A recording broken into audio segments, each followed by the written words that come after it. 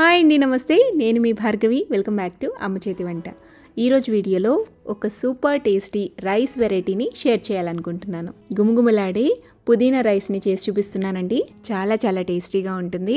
ఉదయాన్నే లంచ్ బాక్స్లోకి ప్రిపేర్ చేయాలన్నా లేదా మధ్యాహ్నం లంచ్లోకి వండటానికి టైం లేనప్పుడు క్విక్గా చేసుకునే రెసిపీ అనమాట. అండ్ ఈవెన్ మీరు ఇంట్లో వండిన అన్నం మధ్యాహ్నం మిగిలిపోయిందనుకోండి, సాయంత్రానికి ఇలా సింపుల్గా రైస్ వెరైటీ తయారు చేసుకోవచ్చు. మరి ఈజీగా, క్విక్గా, సింపుల్గా అయిపోయి ఈ పుదీనా రైస్ని ఎలా చేసుకోవాలో చూసేద్దామా? ఫస్ట్ అయితే మనం రైస్ని ఉడకపెట్టేసుకోవాలండి. లేదా ఇంట్లో మిగిలిపోయిన అన్నంతో అయినా చేసుకోవచ్చు.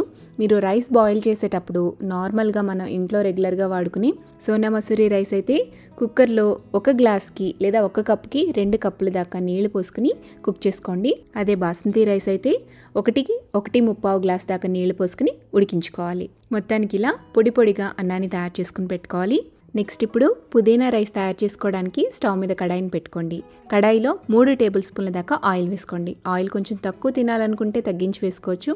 బట్ రైస్ వెరైటీకి కొంచెం ఆయిల్ అనేది ఎక్కువ ఉంటేనే బాగుంటుంది. ఆయిల్తో పాటుగా ఒక 2 టేబుల్ స్పూన్ల దాకా నెయ్యి కూడా వేసుకోవాలి. ఆయిల్ కొంచెం హీట్ అయ్యాక ఇందులోకి హోల్ గరం మసాలా వేసుకోవాలి. 1 టీ స్పూన్ దాకా జీలకర్ర వేయండి. చిన్న దాల్చిన చెక్క, లవంగ మొగ్గలు, యాలుక్కాయ, ఒక అనాస పువ్వు, అలాగే బిర్యానీ ఆకు, వీటిని వేసి లైట్గా దోరగా వేయించండి. ఇవి కొద్దిగా వేగిన తర్వాత ఇందులోకి జీడిపప్పు పలుకుల్ని ఒక 2 టేబుల్ స్పూన్ల దాకా వేసుకుని లైట్గా వేయించండి. జీడిపప్పు వేగాక అరకప్పు దాకా సన్నగా కట్ చేసి పెట్టుకున్న ఉల్లి తరుగు, అలాగే 2 చీల్చుకున్న పచ్చిమిర్చి కూడా వేసేసి 2 రెమ్మల కరివేపాకును కూడా వేసి ఒక పావు కప్పు దాకా క్యాప్సికం ముక్కల్ని ఇలా కొంచెం చిన్న సైజులో కట్ చేసుకుని వేసుకుని కొద్దిగా దోరగా మగ్గించండి. క్యాప్సికమ్ లేకపోతే స్కిప్ చేయొచ్చు, బట్ వేస్తే చాలా బాగుంటుంది. ఉల్లిపాయల్ని గోల్డెన్ షేడ్ వచ్చేంత వరకు దోరగా వేయించుకోవాలి. ఉల్లిపాయలు వేగిన తర్వాత ఒక పావు కప్పు దాకా పచ్చి బఠానీ, అలాగే 2 టేబుల్ స్పూన్ల దాకా సన్నగా తరిగి పెట్టుకున్న పుదీనా ఆకుల్ని కూడా వేసేసి కొద్దిసేపు ఫ్రై చేసుకోవాలి. మూత పెట్టి కొంచెం మగ్గించండి. ఈ వెజిటబుల్స్ మగ్గేలోపు పుదీనా రైస్ కోసం మనం ఒక పేస్ట్ని రెడీ చేసుకుందాం. దానికి మిక్సీ జార్ తీసుకోండి. మిక్సీ జార్లో 1 ఇంచు దాకా దాల్చిన చెక్క, 1 యాలుక్కాయ, 2 లవంగ మొగ్గలు వేసుకోవాలి. అలాగే 2 ఇంచుల దాకా అల్లాన్ని ఇలా ముక్కలుగా చేసుకుని వేసుకోండి. అల్లంతో పాటుగా 10 లేదా 15 వెల్లుల్లిపాయల్ని పైన పొట్టు తీసేసి కూడా వేసుకోండి. వీటితో పాటుగా 2 టేబుల్ స్పూన్ల దాకా పచ్చి కొబ్బరిని వేసుకోండి. పచ్చి కొబ్బరి కనుక లేకపోతే ఎండు కొబ్బరినైనా తీసుకుని చిన్న ముక్కలుగా చేసుకుని వేసుకోండి. నెక్స్ట్ ఇందులోకి 4 లేదా 5 పచ్చిమిర్చిని వేసుకోవాలి. అలాగే చిన్న సైజులో ఉండే టమాటాలు 2 తీసుకుని ఇలా పెద్ద ముక్కలుగా కట్ చేసుకుని వేసుకోండి. లేదా ఒక పెద్ద టమాటా అయినా సరిపోతుంది. ఇప్పుడు ఇందులోని 2 కప్పుల దాకా శుభ్రం చేసుకున్న పుదీనా ఆకులు వేసుకోవాలి. అండ్ కొద్దిగా కొత్తిమీర కూడా వేసుకోండి, ఫ్లేవర్ బాగుంటుంది. ఫైనల్గా ఒక 2 టేబుల్ స్పూన్ల దాకా పెరుగును కూడా వేసేసి వీటన్నిటిని కూడా ఈ విధంగా మెత్తగా గ్రైండ్ చేసుకోండి.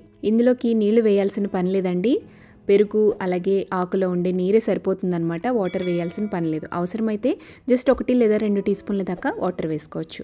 మొత్తానికి ఇలా ఫైన్గా గ్రైండ్ చేసుకున్న పేస్ట్ని ఫ్రెష్గా మనం మగ్గించుకున్న వెజిటబుల్స్లోకి వేసేసేయాలి. ఈ పుదీనా పేస్ట్ని పచ్చివాసన పోయేంత వరకు 2-3 నిమిషాల పాటు మీడియం ఫ్లేమ్లో పెట్టుకుని ఫ్రై చేసుకోండి. ఇది కొంచెం మగ్గిన తర్వాత ఇందులోకి రుచికి సరిపడా ఉప్పు, అలాగే 1 టీ స్పూన్ దాకా ధనియాల పొడి కూడా వేసేసి బాగా కలిపి మళ్ళీ మూత పెట్టి ఒక 5 to 10 మినిట్స్ పాటు ఈ పుదీనా పేస్ట్ని బాగా ఫ్రై చేసుకోవాలి.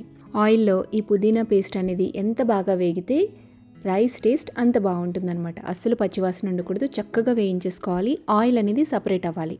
అంతవరకు బాగా వేయించుకున్న తర్వాత ఇందులోకి మనం ఉడికించి పెట్టుకున్న రైస్ని వేసేసేయండి. మనం తీసుకున్న క్వాంటిటీకి సుమారుగా 4 నుంచి 5 కప్పుల దాకా రైస్ అయితే పడుతుంది. రైస్ వేసాక మొత్తం అంతా కూడా బాగా కలుపుకోండి. కలుపుకున్న తర్వాత మూత పెట్టి ఒక 2 నిమిషాల పాటు మగ్గించండి. ఆ తర్వాత స్టవ్ ఆపి పక్కకి దించుకుని సర్వ్ చేసుకుంటే సూపర్ టేస్టీగా గుమగుమలాడే పుదీనా రైస్, మింట్ రైస్ అయితే రెడీ అయిపోతుంది. వేడివేడిగా సర్వ్ చేసుకుని తినేసేయటమే. దీనికి కాంబినేషన్గా వేరే ఏ గ్రేవీ అవసరం లేదండి. కొద్దిగా రైతాని పక్కన పెట్టుకుని సర్వ్ చేసుకోవచ్చు. అంతే, సింపుల్గా, టేస్టీగా, క్విక్గా అయిపోయే పుదీనా రైస్ని మీరు కూడా ఇలా ఇంట్లో తప్పకుండా ట్రై చేయండి. ట్రై చేశాక మీ ఫీడ్బ్యాక్ని నాతో షేర్ చేయడం మర్చిపోవద్దు. వీడియో నచ్చితే లైక్ చేయండి, మీ ఫ్రెండ్స్కి, రిలేటివ్స్కి షేర్ చేయండి.